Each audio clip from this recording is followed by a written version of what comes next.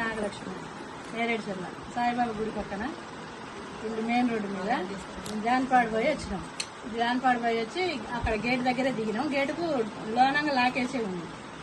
చిన్నగా తీసుకొని ఇంట్లోకి వచ్చి, అంటే దొంగలు కానీ అప్పుడు తెలవదులే కానీ మామూలుగా చిన్నగా తీసుకొని డైరెక్ట్ బండి వేసుకొని ఇంట్లోకి ఎక్కినాం. ఎక్కినాక ఈ మెయిన్ డోర్కి తాళం తీసుంది.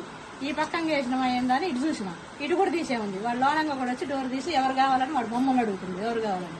వాడి కింద మీరు చూసినాం. మా ఆయన నుండి లంచోడకి ఎవరు రను అనుకుంటా వాడి ఊరికి 10 ఫీట్ల గోడ దూకిండు. మా ఆయన మించి దూకిండు, గోడ దూకిండు 10 ఫీట్ల గోడ. ఆయన మించి దూకి ఆయన గట్టిగా ఒత్తి పట్టుకుంటూ నేను దొంగ అనగానే ఒక 5 నిమిషాలు ఎవరు రాదు.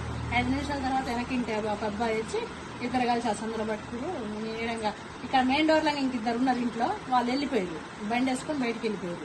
వెళ్ళిపోయాక మేము ఆడంగా వచ్చి వాళ్ళని పట్టుకొని చెట్టుకు కట్టేసి కొట్టి పోలీసులు పట్టేసాం.